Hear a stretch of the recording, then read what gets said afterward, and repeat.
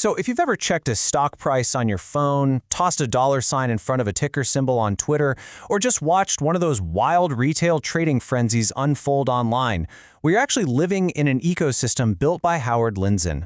Today we're diving straight into this explainer on how one guy's totally accidental journey completely reshaped modern finance as we know it. Take this quote, for example. I got started in investing because I failed at everything else. It perfectly captures Lindzon's vibe. He openly calls himself the Larry David of finance, right? A total self-proclaimed imposter.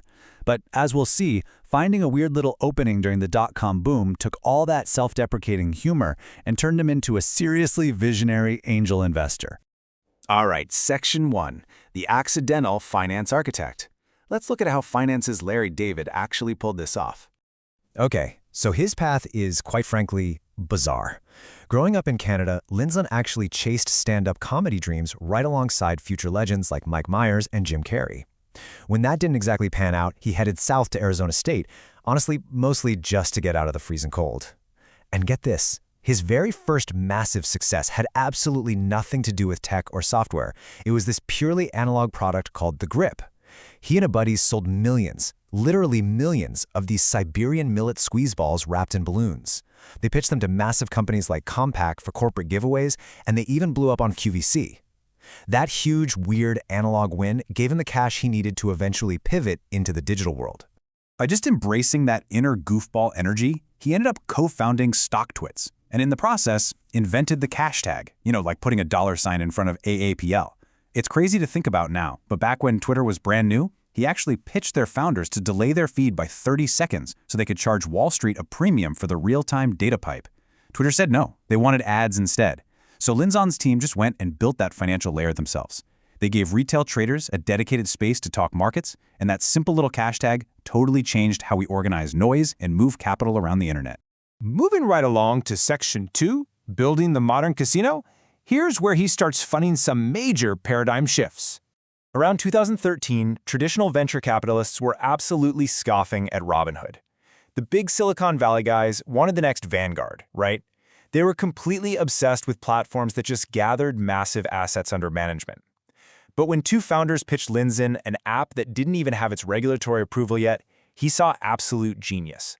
He didn't want another clunky, boring brokerage. He was looking for the Uber of trading. He wanted an app so smooth, so frictionless, that it would pull in an entire generation of people who had never even considered buying a stock. And the math behind this was just undeniable. Think about it. Legacy brokers like Schwab were spending about $50 in marketing just to acquire one single customer. Meanwhile, Robinhood's mobile-first design was going viral, bringing in millions of users for literally $0. Zero. Lindzon recognized immediately that this was a profound structural advantage. When your customer acquisition cost is zero, you don't need them depositing 50 grand to make a profit.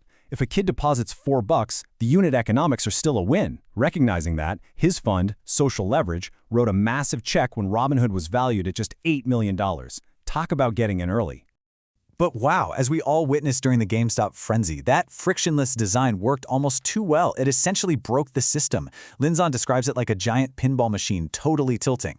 Millions of highly connected users flooded in, smashing the exact same buttons at the exact same time. And it pushed the entire infrastructure to its absolute breaking point. Overnight, retail trading stopped being a joke to institutional Wall Street and morphed into this highly coordinated, incredibly volatile beast. Which brings us to Section 3, inside the degenerate economy. This is where investing becomes pure entertainment. Now, when Lindzon coined the term degenerate economy, he actually doesn't use degenerate as an insult. Not at all. He's just neutrally tracking this huge behavioral shift where the lines between investing, entertainment, and gambling have completely vanished. With a supercomputer in your pocket and zero commission, instant access to the markets, people are treating finance the exact same way they treat a video game or social media. They're chasing that immediate action and those quick dopamine hits. Just look at the reality of today's market. You've got users firing off 20-team sports parlays, trading meme coins, and trading zero-commission options right from their phones, sometimes literally 24/7. Complex options have gone from being this obscure institutional tool to a massive profit engine for retail apps. And it doesn't stop there. This ecosystem thrives on prediction markets like Kalshi and Polymarket, where folks are throwing real money down on everyday news and political outcomes. Lindzon actually makes the point that because people have real skin in the game, these platforms can sometimes give a more accurate read on reality than traditional news. And hey, the numbers do not lie. Lindzon put together a conceptual index tracking the companies benefiting directly from this exact consumer behavior. And get this, while the mighty NASDAQ 100 posted a very solid 170% gain over the tracked period, Lindzon's Degenerate Economy Index shot up 224%. It's a massive outperformance and a pretty stark reminder that if you bet against these cultural shifts, you are leaving some serious money on the table. So, how do you actually play this? Let's get into Section 4, Betting on the House. His strategy for surviving all this chaos is beautifully simple. Don't be the one placing the frantic bets. If the whole world has become a casino, he says, be the house. While he sees younger traders getting wiped out on crazy parlays, his goal isn't to pull up a chair next to them. His strategy is to literally own the table they're sitting at. It's a classic picks and shovels play. He favors the quiet operators collecting a toll on all the madness. For example, CBOE, the Chicago Board Options Exchange. They're the ones clearing all that insane retail options volume, taking a little fee no matter if the stock goes up or down. Or look at Apple and Google. They own the App Store rails, meaning every single betting and trading app has to pay them rent just to exist. He even looks at physical infrastructure, like Clear Secure at stadiums and airports, because people are constantly traveling for entertainment. These companies are basically the modern-day toll booths of the degenerate economy. Beyond that, he loves what he brilliantly calls trends with no friends. These are stocks moving steadily up in price, but with absolute silence on social media. No hype whatsoever. As a guy who literally founded a social trading network, he knows that once the crowd is screaming about a ticker online, the easy money is already gone. So he looks for high relative strength, meaning the stock is beating the broader market, combined with zero buzz. You want to find the quiet compounders that are just too boring for the degenerate gamblers to care about. So, to wrap up this explainer, I want to leave you with one absolutely crucial question to ask yourself the very next time you open up a trading app.